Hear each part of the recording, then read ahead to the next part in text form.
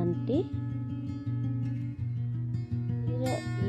2021 के साकार महावाक्य में प्यारे बाप दादा ने कहा, मुख्य पॉइंट पे एक नज़र डालेंगे। पहला,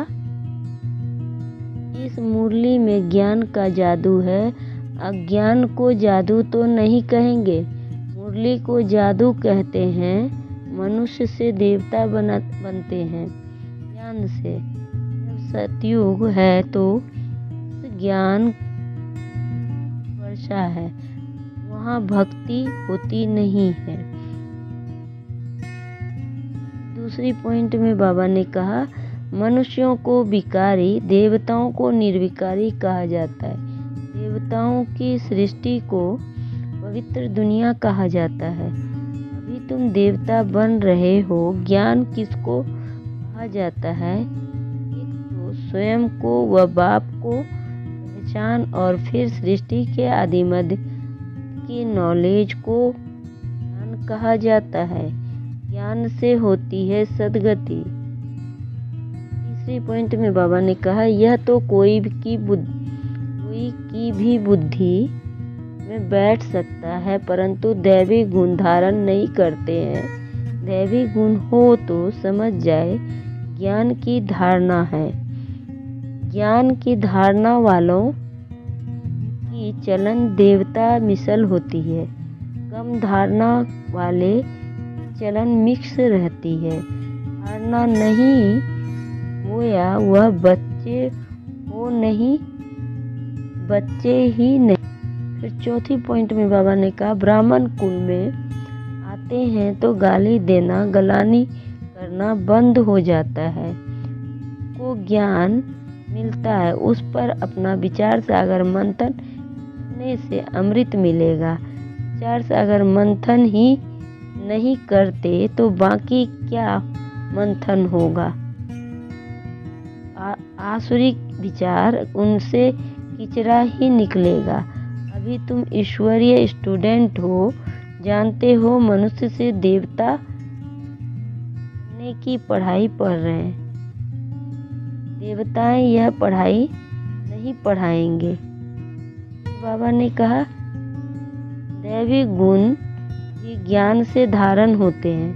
यह ज्ञान जो तुम बच्चों को कभी भी मिलता है, यह सतयुग में नहीं होता है, वहाँ प्रायलोप हो जाता है। इन देवताओं में दैवी गुण है। तुम महिमा भी करते हो। सर्वगुण संपन्न, 16 कला संपूर्ण निर्विकारी, मर्यादा पुरुषोत्तम, डबल अहिंसक, हिंसा परमो धर्म, डबल सिरताज। तो अभी तुमको ऐसा बनना है। अपने से पूछना चाहिए, हमारे में सब दैवी गुण हैं या आसुरी अवगुण है? अगर आसुरी अवगुण है तो उनको निकाल देना चाहिए, तभी देवता कहेंगे, नहीं तो दर्जा पा लेंगे। ने कहा, मुख से सदैव ज्ञान रतन निकलते हैं। रतन ही सुनते सुनते कितनी खुशी रहती है।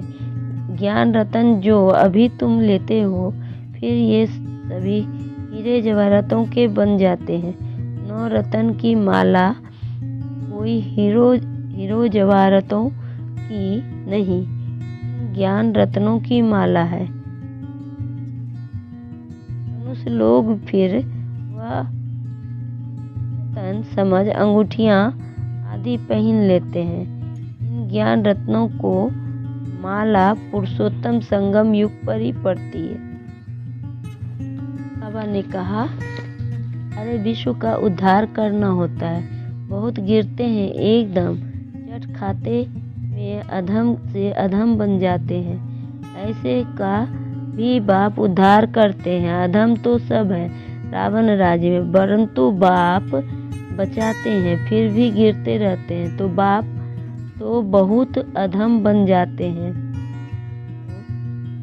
बहुत अधम बन जाते हैं। उनका फिर इतना चढ़ना नहीं होता है। बाबा ने कहा, जानते हो अल्प को याद करना है। अल्प को याद करने से ही बादशाही मिलती है। जब भी तुमको कोई मिले, बोलो अल्फ अल्लाह को याद करो। अल्फ कोई ऊंचा कहा जाता है। उंगली से अल्प का इशारा करते हैं ना। अल्प को एक भी कहा जाता है। एक ही भगवान है, बाकी तो सब बच्चे हैं। बाप तो सदैव अल्प ही रहते हैं, बादशाही करते नहीं हैं, ज्ञान देते हैं, अपना बच्चा भी बनाते हैं। तो बच्चों को कितनी खुशी में रहना चाहिए। बाबा हमारी सेवा करते हैं। मुख्य सार सुनेंगे। हे बच्चे, तुम्हारे मुख से सदैव ज्ञान रतन निकलने चाहिए। तुम्हारा मुखड़ा सदैव हर्षित रहना चाहिए। फिर बाबा ने प्रश्न में कहा, जिन बच्चों ने ब्राह्मण जीवन में ज्ञान की धारणा की, उनकी निशानी क्या होगी? उत्तर में बाबा ने कहा, उनकी चलन देवताओं मिशल होगी, उनमें दैवी गुण की धारणा होगी। दूसरी पॉइंट, उन्हें ज्ञान का विचार सागर मंथन करने का अभ्यास होगा। वे कभी आसुरी बातों का अर्थात कीचड़े का मंथन नहीं करेंगे। तीसरा, उनके जीवन में गाली देना और गलानी करना बंद हो जाता है।